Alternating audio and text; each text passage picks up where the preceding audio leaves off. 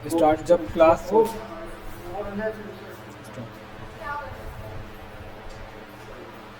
Good evening class, good afternoon, how are you? कैसे हो सारे? सीयूटी वाले हो?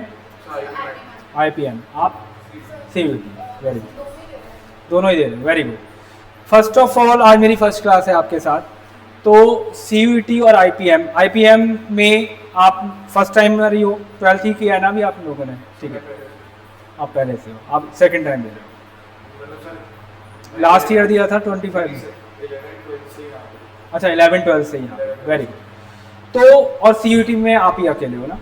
तो सीयूटी की भी बात करेंगे और आईपीएम की भी बात करेंगे। तो बेटा देखो, आईपीएम का जो एंट्रेंस एग्जाम है, you know the level of reasoning, मैं आपको एलआर पढ़ाऊंगा, एलआर लॉजिकल रीजनिंग। तो लॉजिकल रीजनिंग के काफ़ी टॉपिक बहुत इंपॉर्टेंट हैं for IPM and for CUET. CUET में तो जीएटी जनरल एबिलिटी टेस्ट में एलआर आता ही आता है, ठीक है बेटा। अच्छा डोमेन कौन सा है आपका बेटा? मैथ्स डोमेन है, साइंस, ओके। तो डोमेन की क्लासेस भी ले रहे होगे, शुरू करोगे अभी 12 मई को है ना आपका? आपके पेपर की डेट्स भी कंसिडर कर चुके हैं? आपकी डेट्स आ गई? हाँ आई थिंक अभी नहीं है, मतलब आईपीएम का भी बहुत उसमें ही रहेगा, 5 मई। हाँ डेट्स क्लियर है, अलग अलग स्लॉट में होता है। हाँ जी, वेरी वेरी। तो सीयूटी की तो हाँ टेंटेटिव होता है ना वो, तो उसमें तो डोमेन के अकॉर्डिंग होता है, लेकिन उसमें जीएटी का शायद 12 के समथिंग उसका टाइम आ चुका है, ठीक है। मैं बाकी चीज़ें साहब आपको कल क्लियर कर दूंगा, ठीक है सारी, डोंट वरी फॉर दिस, ठीक है। तो एलआर में जो हम चीज़ें लेंगे सबसे पहले आज वही चीज़ सब क्लियर करते हैं। लॉजिकल रीजनिंग पहले तो पढ़ा होगा बेटा आपने सीयूटी वाले। आपका नेम क्या है बेटा? सक्षम। सक्षम पहले एलआर पढ़ा है या फर्स्ट टाइम? अच्छा बोर्ड्स के बाद आपने बेटा? अच्छा अच्छा, तो 12th अभी इसी साल आप दे रखे हो, आपने तो पढ़ा होगा एलआर, ठीक है। कोर्स, पूरा कोर्स है। तो देखो बेटा, सारी चीज़ें आज हम लेते के चलेंगे बिकॉज सारी चीज़ें अच्छे से क्लियर होना बहुत ज़रूरी है फॉर अस, ठीक है। तो एलआर क्या है? Logical reasoning. तो रीजनिंग का मतलब होता है मेंटल एबिलिटी, कि आपको अपने जो क्वेश्चंस करने हैं अपने लॉजिक से, अपने पैटर्न से क्वेश्चंस को सॉल्व करना है। उसमें कोई फॉर्मूला बेस्ड नहीं है। मतलब क्या होता है, जैसे क्वांट्स पढ़ रहे हो, क्वांट्स में तो फॉर्मूले की नीड है, जब तक फॉर्मूला नहीं पता होगा you can not solve the question. तो क्वेश्चन को सॉल्व करने के लिए फॉर्मूले की नीड है, लेकिन इसमें अपने माइंड का यूज़ है, अपने लॉजिक्स का यूज़ है, तभी लॉजिकल रीजनिंग इसको बोलते हैं। 2 टाइप की रीजनिंग होती है, वर्बल रीजनिंग, नॉन वर्बल और एनालिटिकल भी होती है। 3 टाइप हम बोल सकते हैं। तो वर्बल, नॉन वर्बल और एनालिटिकल, ठीक है। हम रीजनिंग की बात करते हैं, लॉजिकल अभी इसमें से रिमूव कर देते हैं।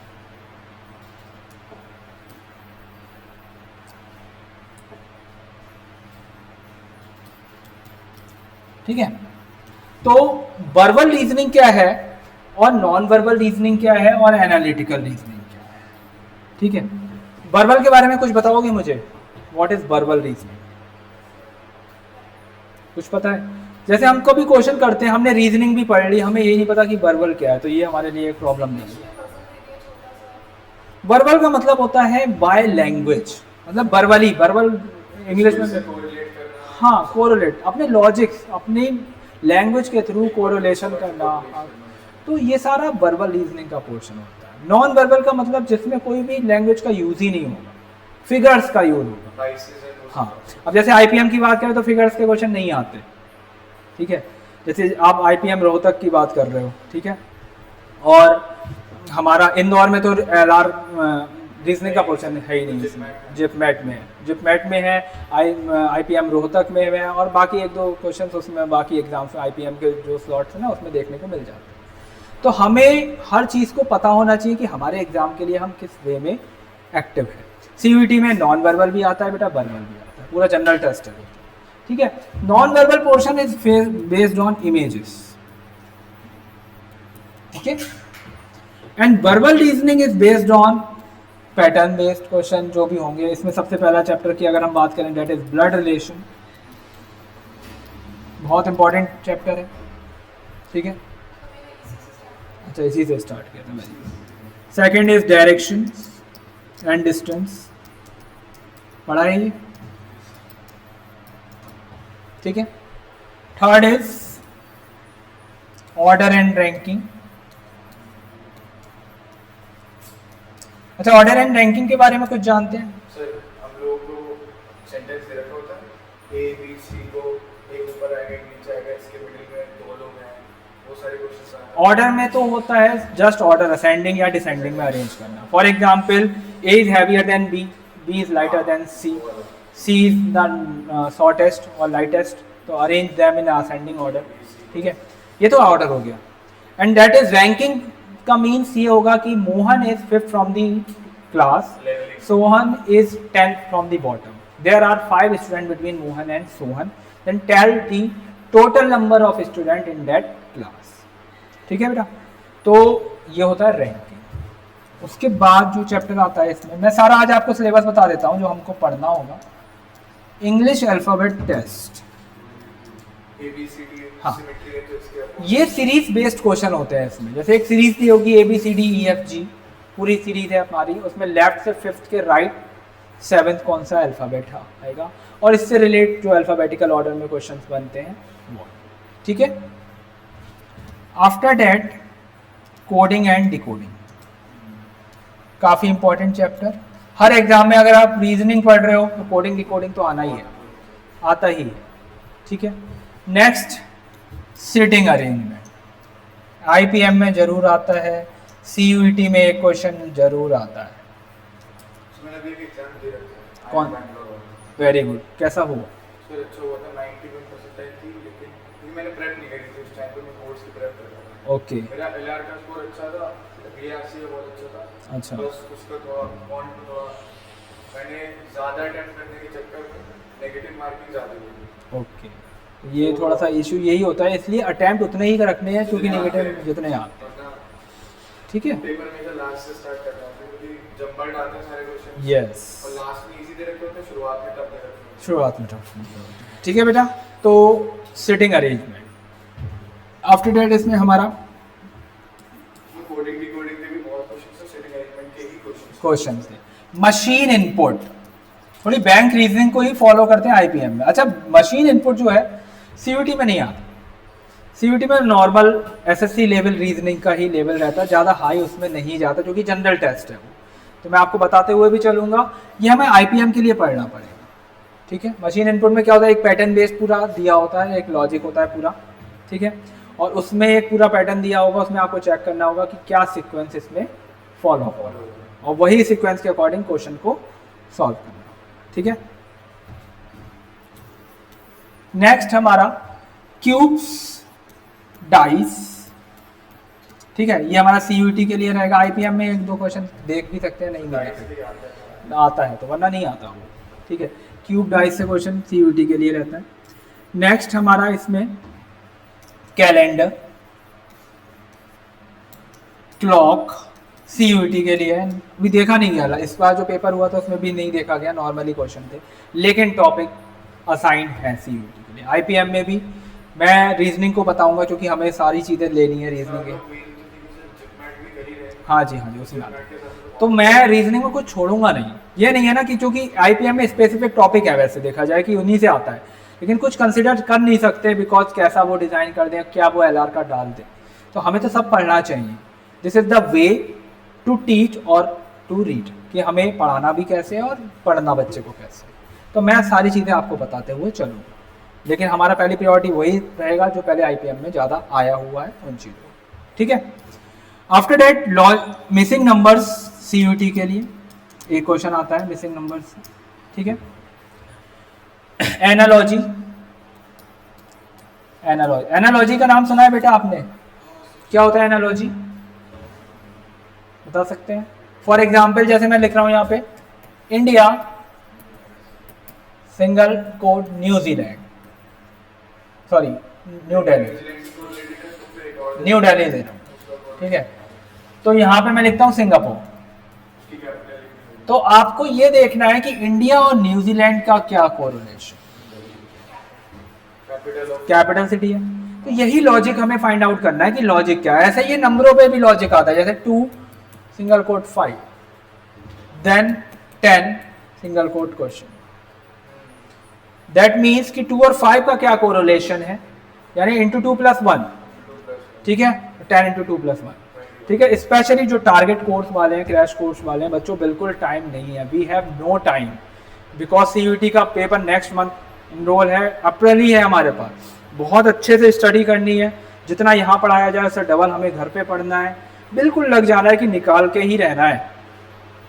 मैंने लास्ट ईयर भी पढ़ाया है CUET में, और उससे भी लास्ट ईयर, तो मैं एक एक चीज़ अच्छे से आपको जानता हूँ कि जनरल टेस्ट में हम कैसे अच्छा स्कोर करें, डोमेन तो आपको करना ही करना है। IPM में हम क्या करें कि हमारे जिपमेट में मार्क्स अच्छे आ जाए, और जिपमेट बहुत आसानी से आप कर जाओगे अगर मेरे अकॉर्डिंग सारी चीज़ें करें, ठीक है बेटा। तो बिल्कुल फोकस स्टडी रखें, मतलब ये रिलेशनशिप को शो करने के लिए करते हैं। जैसे 2 और 5 की बात करें ना, इंटू 2 + 1 हुआ ना, ये हमें चेक करना है कि इनपुट में क्या है, आउटपुट में क्या है, ठीक है। इसी के साथ एक चैप्टर होता है क्लासिफिकेशन, ये बेसिक चैप्टर है, ये नॉर्मल रीजनिंग में आता है, IPM में नहीं आएगा, CUET का बता रहा हूँ। इसमें होता है जैसे 4 वर्ड दिए होंगे, आपसे कहेगा डिफरेंट मार्क का, ठीक है, ये SSC में भी आते हैं, तो ये CUET वाले में ये टॉपिक रिलेट करते हैं। और सीरीज टेस्ट, सीरीज तो IPM में भी आता है, और हमारा जिपमेट हो गया, कोई भी एग्जाम हो गया, सीरीज का क्वेश्चन तो जरूर आते ही आते हैं। सीरीज अब प्रॉब्लम क्रिएट भी करती है, सीरीज में जैसे 2, 4, 6 वाली नॉर्मल सीरीज नहीं आएगी, कुछ ऐसा क्वेश्चन आएगा जो आपको कुछ भी लॉजिक के साथ वो बना देंगे, और आपको वही चीज़ कंसिडर करते हुए चलना है, ठीक है। तो ये हमारे कुछ LR के टॉपिक्स हैं जो हमें फॉलो अप करते हुए चलना होगा। सिटिंग अरेंजमेंट्स में भी इनसाइड, आउटसाइड, लीनियर सारी फॉर्म आई। हाँ, एनालिटिकल में लेते हैं, एनालिटिकल लॉजिकल, मतलब उसका पोर्शन जो जिसमें एनालाइज करना होगा ना, हम एनालिटिकल में कंसिडर करते हैं। हाँ जी, अच्छा, स्लॉगिज्म्स, स्लॉग्स जरूर आता है IPM में, जिपमेट में, ठीक है। स्लॉगिज्म क्या होता है, सम ARB, सम BRC, CUET में भी आता है, तो ये हमारा स्लॉगिज्म्स का पोर्शन हो जाएगा। इसके साथ वेन डायग्राम्स, ठीक है, ये भी आता है। स्टेटमेंट एंड कॉन्क्लूजन्स, जैसे वर्ड फॉर्म में आ गए ना, तो ये भी काफी इंपॉर्टेंट है, ठीक है। अजम्पशंस, ठीक है। अब ये डिपेंड करता है, जो कि मेरा एनालिसिस ये कहता है, लास्ट ईयर भी मैंने IPM देखा कि कुछ क्वेश्चन देखे भी गए, कुछ नहीं भी देखे गए, क्वांट को थोड़ा सा ज़्यादा प्रायोरिटी सेट कर देते हैं एग्जाम ना, तो हमें पढ़ना है, हमें आना चाहिए, बिकॉज नेक्स्ट कोई एग्जाम है हम उसमें भी कंसिडर करते हैं ना, तो ये सारी चीज़ें हमारे लिए इम्पोर्टेंट है, ठीक है। और डेटा सफिशिएंसी, डेटा सफिशिएंसी का मतलब समझते हो,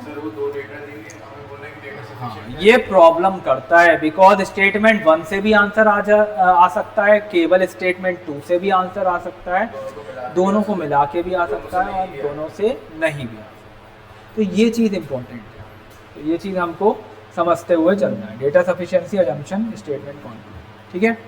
अच्छा, ये तो हो गया हमारा, इसके अलावा भी कुछ चैप्टर हैं वो हम देख लेंगे, कंसिडर कर लेंगे, एक्सेट्रा। अच्छा, नॉन वर्बल के मैं बता देता हूँ, क्योंकि ये CUET के लिए इंपॉर्टेंट रहेंगे। इसमें होगा counting of figures, counting of figure में क्वेश्चन एक आता है, एक क्वेश्चन आता है जनरल टेस्ट में कि इसमें कितने ट्रायंगल होंगे, ठीक है, या इसमें कितने रेक्टेंगल हैं, या क्वाड्रिलेटरल्स, या स्क्वायर्स, कुछ भी ये आपसे आस्क कर सकता है।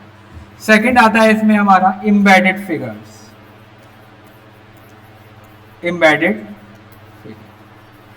एम्बेडेड फिगर्स का मतलब कि एक कोई फिगर दे दी जाएगी आपको, ठीक है, ये दे दी, और आपसे कहा गया ये फिगर किस 4 इमेजेस के अंदर है, ठीक है बेटा।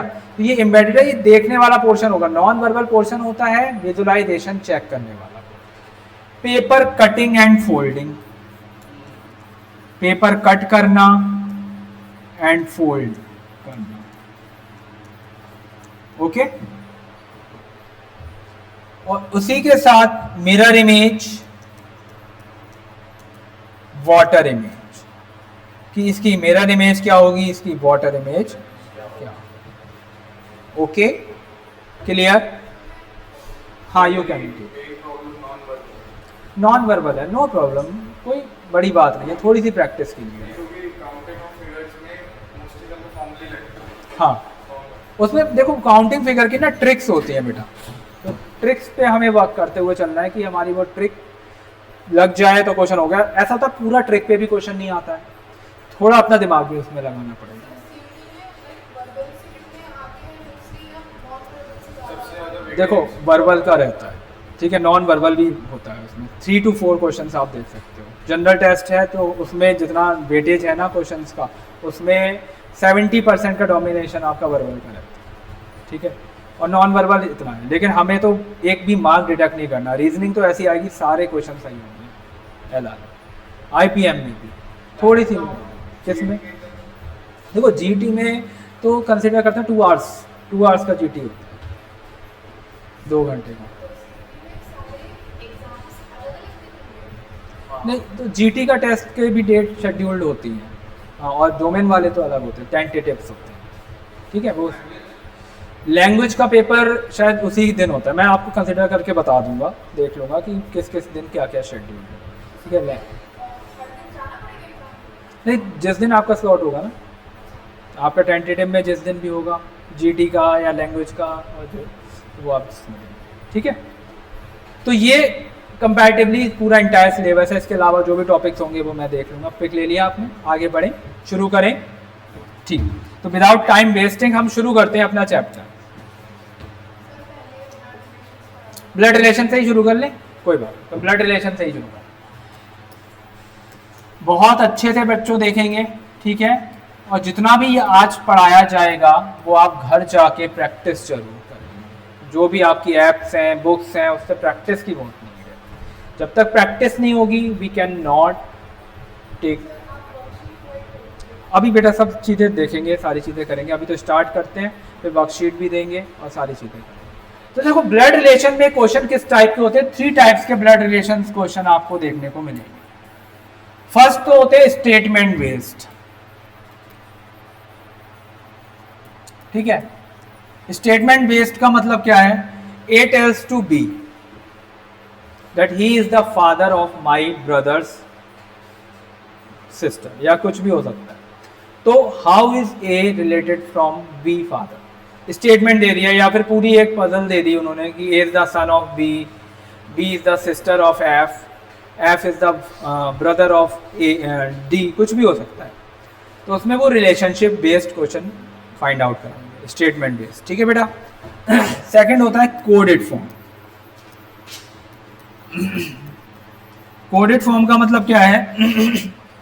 जैसे A plus B means A is mother of B, तो प्लस का मतलब क्या है? मदर हो गया, माइनस का मतलब क्या होगा? सिस्टर हो गया। तो ये कोडेड फॉर्म आती है। और थर्ड होता है puzzles.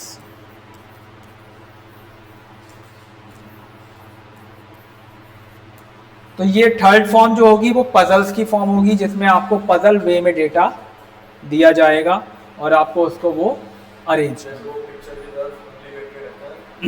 Poynting to the photograph तो हम स्टेटमेंट में भी ले सकते हैं, वो उसी में आएगा।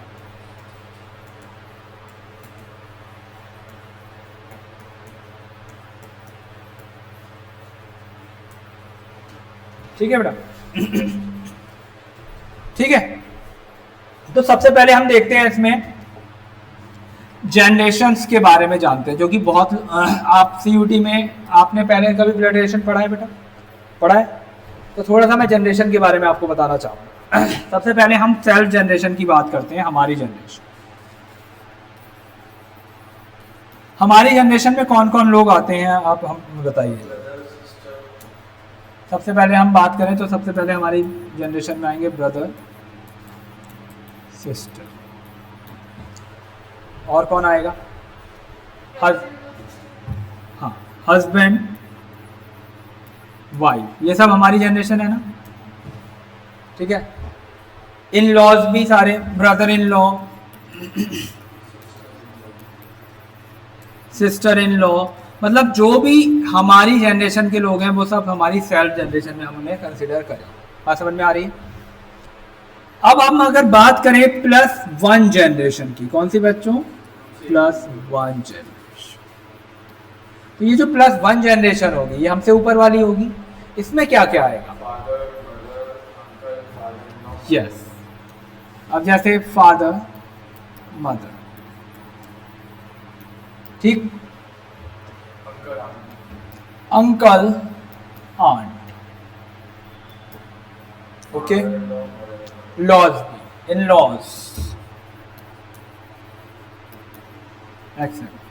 अच्छा एक चीज और बात करते हैं, जैसे हिंदी में बोलते हैं चचेरा भाई, चाचा जी का बेटा, तो वो कजन्स की कैटेगरी में आएंगे।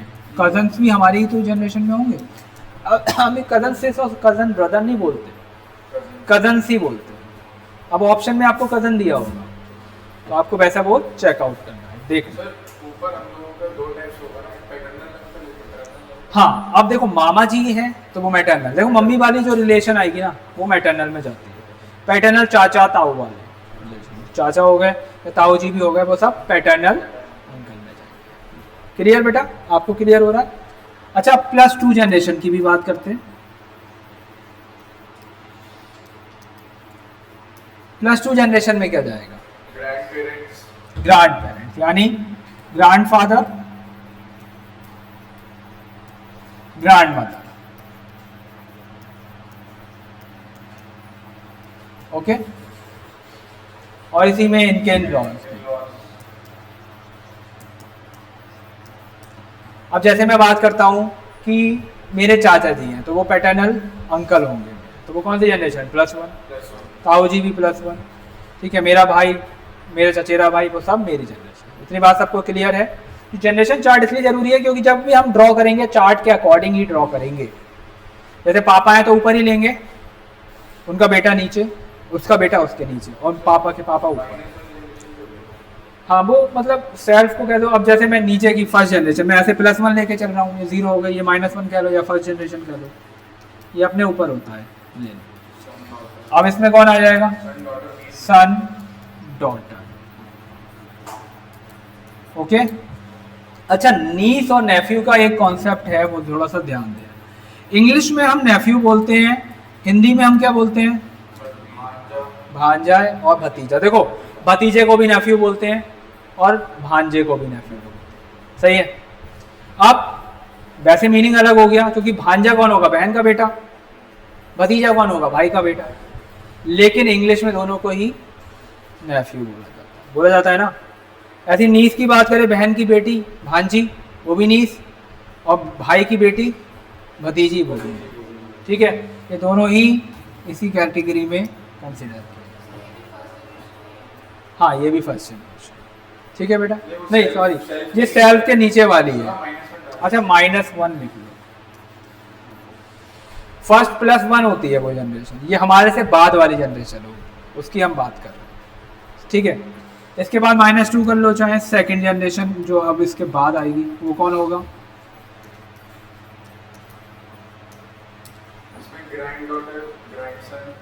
Grand daughter, grand son,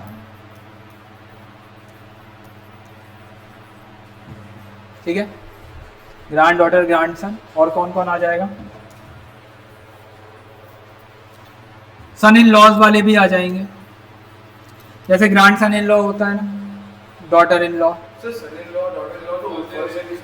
grand son in law की बात कर रहा हूँ, ग्रैंड सन इन लॉ, वो तो इनके इन लॉज तो सब में चलेंगे। ग्रैंड सन इन लॉ, हाँ जैसे सन इन लॉ बोलते हैं, डॉटर इन लॉ बोलते हैं। मेरी बहू है तो वो डॉटर इन लॉ हो गए, ठीक है। सन इन लॉ मेरा दामाद हो गया, ठीक है।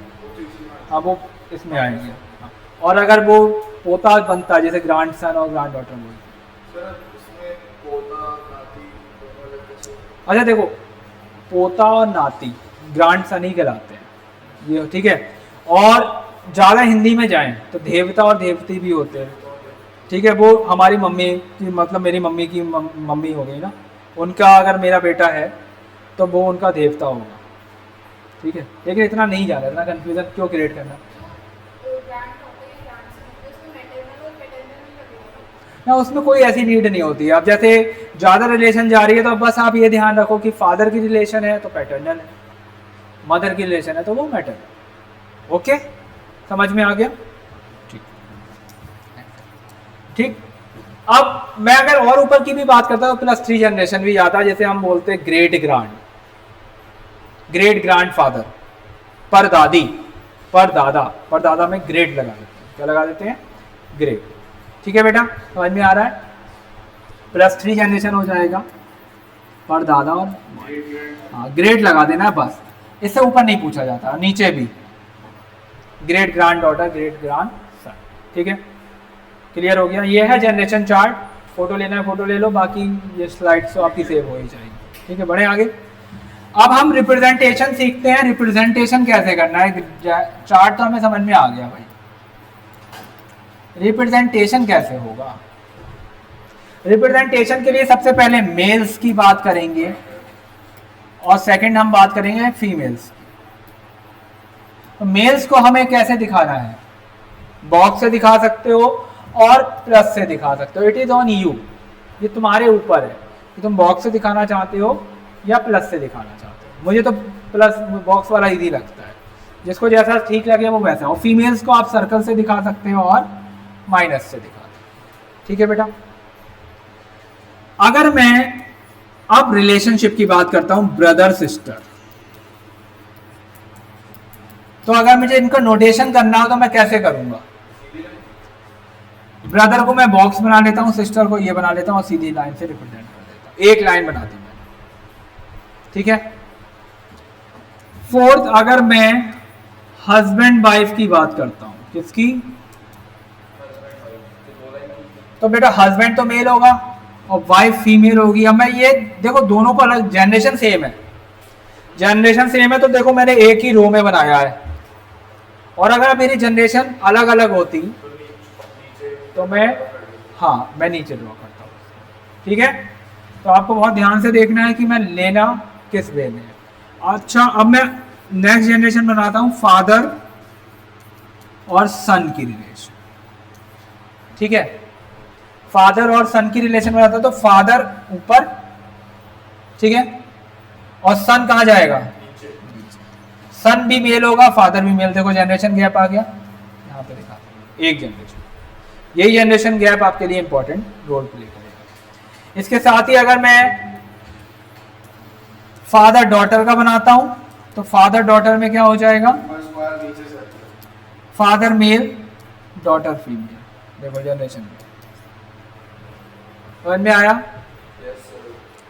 इसी के साथ अगर मैं ग्रांड फादर और ग्रांड सन का भी बनाता हूं,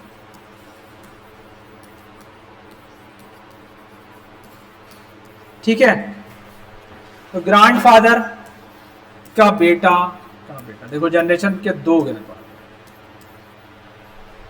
ये बनाना बहुत अच्छे से हमको आना चाहिए। ठीक है, ठीक है बेटा, रिप्रेजेंटेशन समझ में आया। ठीक, बढ़ते हैं अब क्वेश्चन की तरफ। केस 1, केस 1 मतलब टाइप 1 के क्वेश्चन से शुरू करेंगे, पॉइंटिंग टू द फोटोग्राफ वाले और स्टेटमेंट। ठीक है, हाँ ब्रदर ब्रदर, अब तो कोई भी रिलेशन आप ड्रॉ कर सकते हो, ये और ये ब्रदर ब्रदर। हाँ, अब यही चीज करनी है। जैसे मैं बोलता हूं कि एक है ब्रदर का बेटा, तो ऐसे बनेगा। अब तो बनाना हमें आ चुका है। क्या,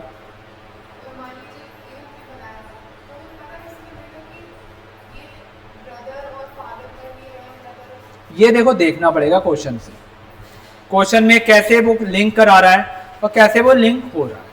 ठीक है, तो चलो शुरू करते हैं, पहले क्वेश्चन देखते हैं।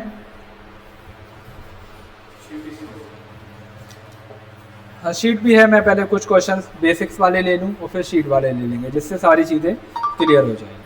देखो क्वेश्चन, पहले एक पॉइंटिंग वाला देखते हैं। तो केस 1 डाल देना, based on photograph.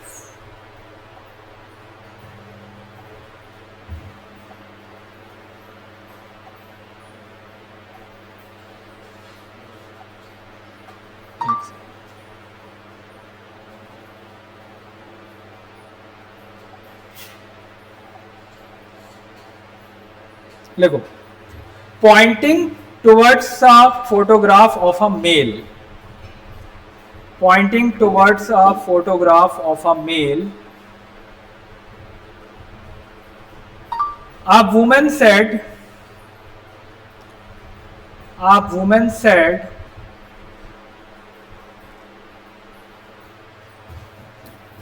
his brother's father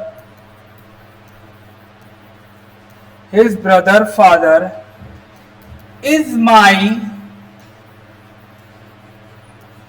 grandfather's only son. यही लाइन इंपॉर्टेंट है. His brother's father is my grandfather only son. ठीक है. Then tell how that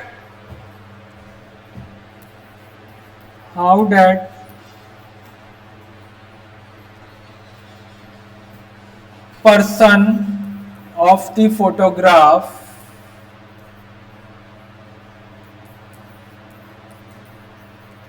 relate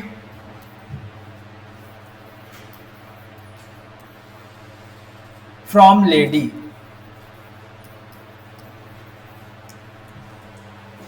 ठीक है. ऑप्शंस लिखो. Mother, brother, sister and father. Father आ रहा है. आप बताओ. ब्रदर होना चाहिए. देखते हैं. ब्रदर ही होगा. चेक करो एक बार. देखो कैसे करना है. देखो बहुत आसानी से समझना, बहुत इजी होता है ब्लड रिलेशन.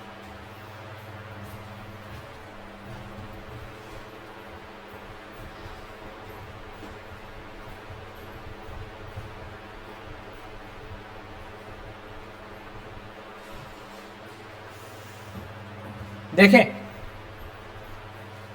लाइन पढ़ो. लाइन क्या बोल रहा है. लाइन पढ़ो.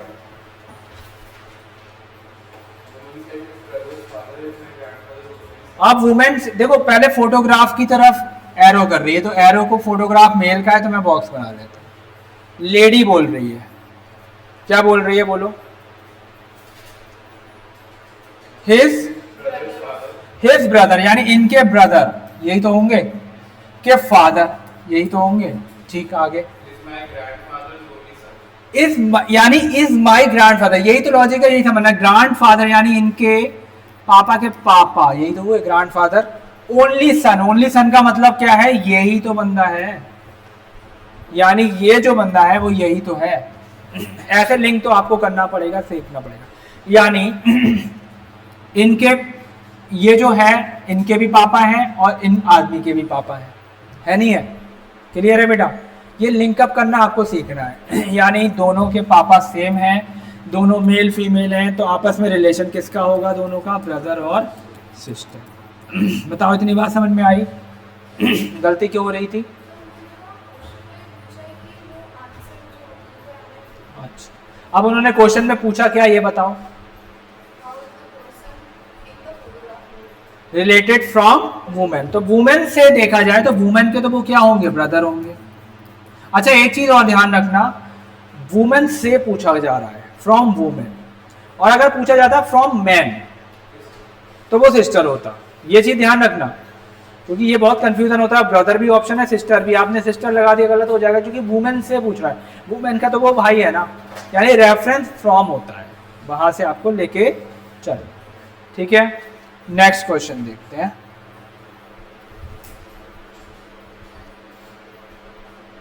देखो. Pointing towards a girl in a बस.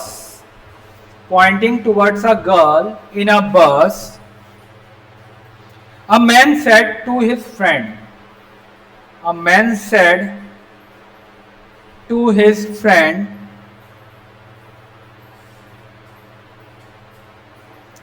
he is my father's He is my father's. She is my father's wife.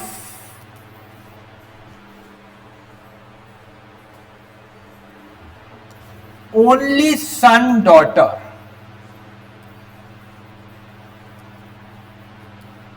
She is my father's wife.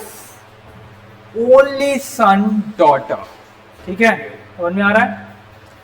How that girl related from that man? Father. बहुत easy question है. How that girl related, हाँ, how that girl related from that Girl is a daughter. daughter. यही चीज तो समझना है. हाँ बेटा, आगे अभी बताता हूँ. पहले ड्रॉ करेंगे और फिर समझेंगे. He is my father, wife, only son, daughter. ठीक है, देखो लाइन पढ़ो. पहली क्या है? पॉइंटिंग टुवर्ड्स अ, किसकी तरफ पॉइंट कर रहा है? Poynting towards a girl. ठीक है. अ मैन सेड, क्या मैन क्या बोल रहा है? बोलो. तो ये जो है शी इज माई, इनके फादर की वाइफ, ओनली सन, डॉटर. यानी ये जो लड़की है ये यहीं तो आ रही है, सीधे सीधे डॉटर बन रही है. क्वेश्चन ने सब कुछ क्लियर कर दिया है, कुछ बस घुमाया है. How that girl related to that man, that is सीधे सीधे daughter. How is that girl related from man, तो डॉटर होगा. और फ्रॉम मैन से अगर पूछा जाएगा तो वो डॉटर है, और फ्रॉम डॉटर से पूछा जाएगा तो गर्ल से रिलेटेड पूछा जाएगा तो वो फादर है. हाँ, फादर. ठीक है, समझ में आ गया? क्लियर है? Next question. Answer is daughter. Next देखो. अब मैं देता हूं आपको स्टेटमेंट बेस्ड क्वेश्चन. देखो, Sunil is the son of Keshav. Sunil is the son of Keshav.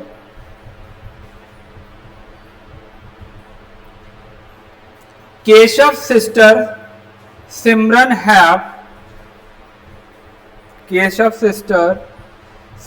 have one son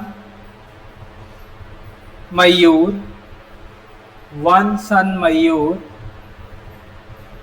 and daughter Sita.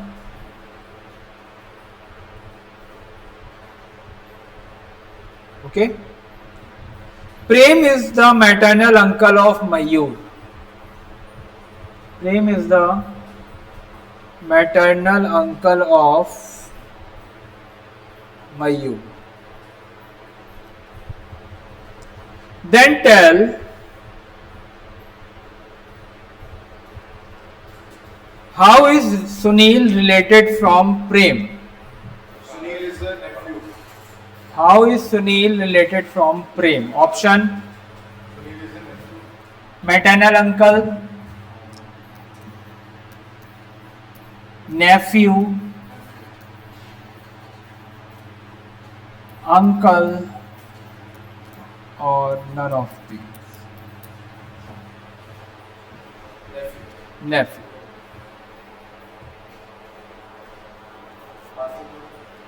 Nephew ही आई थी.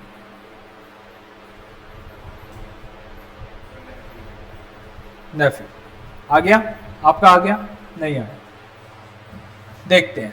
लाइन पढ़ो. फर्स्ट लाइन क्या है? देखो, लाइन बाय लाइन ड्रॉ करना सीखो. तो देखो, सुनील जो है सन है किसका? तो सन है ना. देखो, नेम से जेंडर क्लियर नहीं करना, दैट इज मिस्टेक. जैसे मैं नाम बात करता हूँ मुकुल की, तो मुकुल क्या होता है? मेल है. फीमेल का भी नाम मुकुल होता है. तो हम नेम से, ये हमारा रूल है कि हम नाम से जेंडर ना क्लियर करें. अगर मान लो सीयूटी दे रहे हैं तो सीयूटी में क्या है, जनरल है, तो आपको लेना पड़ सकता है. लेकिन आईपीएम वगैरह में आप नेम से जेंडर क्लियर मत करो. क्वेश्चन करा रहा है तो करो, अदरवाइज छोड़ो. हाँ, कैन नॉट डिटरमाइन एक ऑप्शन आता है, सी एंड डी. क्योंकि जेंडर पता ही नहीं है तो हम नहीं बोल सकते बेटा. ठीक है, तो उन्होंने कहा क्या कहा, Sunil is the son of Keshav. Sunil किसका सन है? केशव का सन। नेक्स्ट लाइन है केशव सिस्टर सिमरन। अच्छा, केशव की सिस्टर कौन है? सिमरन है। तो सिमरन का जेंडर क्लियर है, केशव का नहीं क्लियर किया, कोई बात नहीं। हैव वन सन। अब सिमरन का वन सन है, कौन? मयूर। सन है तो मेल होगा। And daughter Sita. डॉटर कौन है? सीता। तो मयूर और सीता कौन हो गए? भाई बहन। ठीक है, इतनी बात समझ में आ रही है।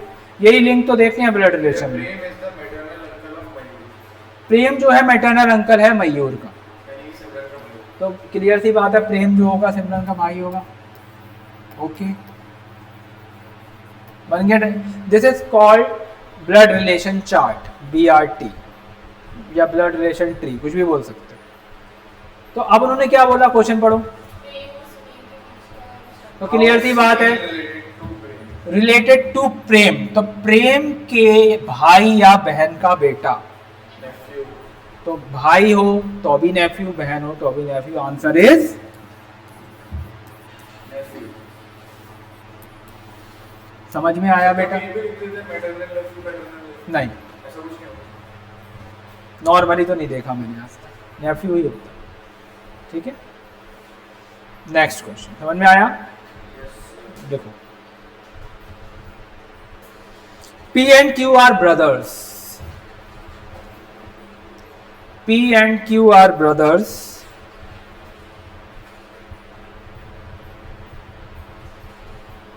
R and S are sisters. R and S are sisters. Okay. The son of P is brother of S. The son of P is brother of S. Okay. Then how is Q related from R? Q related from R. From R. तो Q is the नहीं मौसा, sorry वो चाचा। Options: uncle, nephew, niece और none of these. ठीक है। अच्छा देखो, पैटर्नल अंकल हो या अंकल ऑप्शन दिया हो, नन ऑफ दीज भी दिया हो, ये भी एक कंसिडर करना है कि भाई डेफिनेट अगर चाचा बन रहे हैं तो अंकल ही लगाओगे, और अगर और कोई दूर के बन रहे हैं तो आप नन ऑफ दीज पे भी जा सकते हो, डिपेंड करता है क्वेश्चन। अब जैसे चाचा जी आया डायरेक्टली अंकल, और CND भी दिया हुआ है, ठीक है, तो अभी तो दिख रहा है आपको अंकल है, और मान लो उनके भाई हो सकते हैं, या अगर कुछ डेफिनेट नहीं कर रहा है तो हाँ, तब आप पे डिपेंड करता है कि फैमिली में और तो कोई चीज़ें डिटेल में नहीं दी हैं। अगर वो कह रहे हैं देयर आर 3, तो पॉसिबिलिटी अगर दिख रही है तो आप जा सकते हो, और नहीं दिख रही है, क्वेश्चन उतना ही कह रहा है तो आप नहीं जाओ।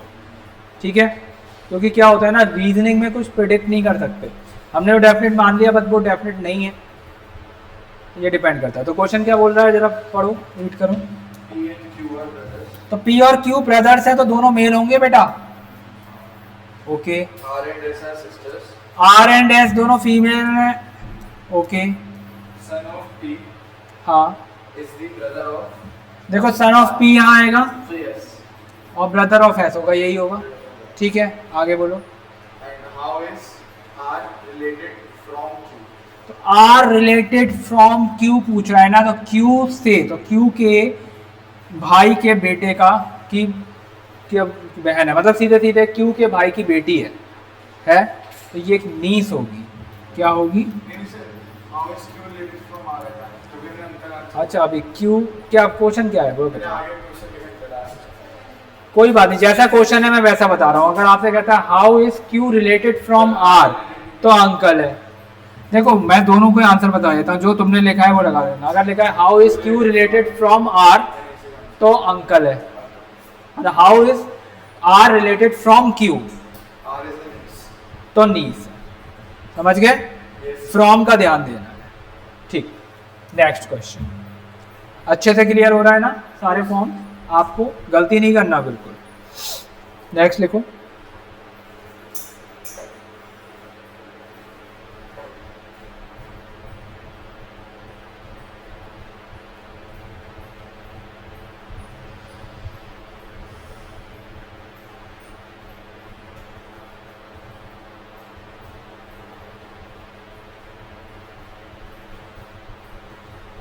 एक डेटा देते हैं इस फॉर्म पे ना, पजल फॉर्म पे,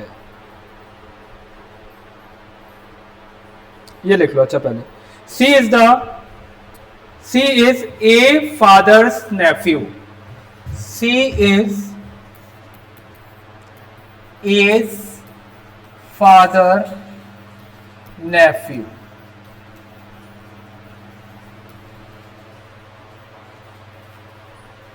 D is a cousin brother. D is a cousin brother or sister.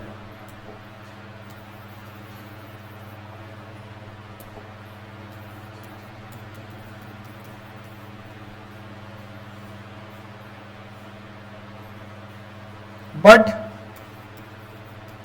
not the brother of C. ठीक है? Then tell how is D related from C? How is D related from C? ठीक है, question समझ गए?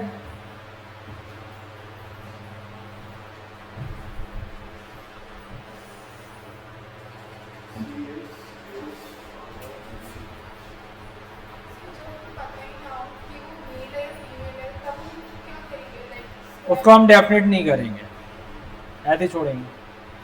Option दे दूं?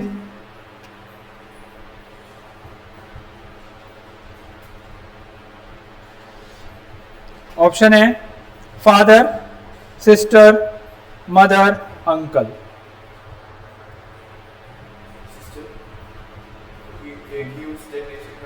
थोड़ा सोचना भी होगा इसमें। फादर, मदर, सिस्टर और अंकल। सिस्टर आएगा। तो देखते हैं, देखो C is a father nephew, यहीं पे सॉल्व करते हैं, चेंज करते हैं। C इज ए का फादर, पहले तो ए का फादर बनाते हैं, और फादर का नेफ्यू कैसे बना सकते हैं? फादर के भाई का बेटा, तो यही तो होगा C। देखो ऐसे डायग्राम बनाने की अप्रोच बनाओ, ठीक है। उसके बाद क्या कह रहा है? D is a cousin brother और sister but not the brother of C। तो D जो है A का कजन ब्रदर और सिस्टर है, बट अब कजन में तो यही जा रहा है, ब्रदर और सिस्टर है, बट ब्रदर नहीं है, वो C का ब्रदर नहीं है, तो क्लियर सी बात है D फीमेल ही तो होगी। नहीं सर, बट ऐसा भी तो हो सकता है कि मतलब वैसे तो हमने इसमें एलिमिनेशन नहीं लगाना पड़ेगा। हाँ, क्योंकि ऐसा भी हो सकता है कि एक और भाई एक और, हाँ हो सकता है कि वो उसमें जा रहा है, लेकिन और तो कुछ दिख ही नहीं रहा अभी इस क्वेश्चन के अकॉर्डिंग। ऐसे अगर लिखा होता, हाँ देखो इसमें और कुछ नहीं दिया है, जैसे मान लो नन ऑफ दीज नहीं है, ऐसे क्वेश्चनों में क्या होता है, नन ऑफ दीज नहीं होता है जनरली, लेकिन अगर हो भी तब भी आपको इन्हीं रिलेशन पे देखना है, क्योंकि सी के साथ का ए का रिलेशन ही दे रखा है। एज्यूम तब करेंगे जब बहुत ज़्यादा क्रिटिकल कंडीशंस बन रही हैं और ज़्यादा है। अभी अगर सिंपल वे की बात करें और केवल 2 जनरेशन, क्योंकि कजन में तो सिर्फ यही दिख रहा है, हाँ तब हम वही लगाते हैं, फिर हम डेफिनेट नहीं कर सकते। How is D related from C, तो डी का रिलेशन फ्रॉम सी से पूछा जाए तो ये क्या हो जाएगा? सिस्टर। तो आंसर इज सिस्टर। और अगर सी एंड डी वैसे होता तो हम तो डेफिनेट नहीं है, क्योंकि ऐसा होगा जो आपको देखने में। ठीक है बच्चों, समझ में आया? अच्छे से क्लियर है? तो this is a pointing based जो आज हमने देखा, स्टेटमेंट बेस्ड देखा। नेक्स्ट क्लास में हम इसी के आगे के क्वेश्चंस देखेंगे, जिसमें हम कोडेड फॉर्म को भी देखेंगे और स्टेटमेंट फॉर्म। ठीक है बेटा, समझ में आया? ठीक है, अभी बेटा शेड्यूल पता चलेगा, आज से तो मेरा ही ज्वाइन हुआ है तो बताएंगे, ठीक है।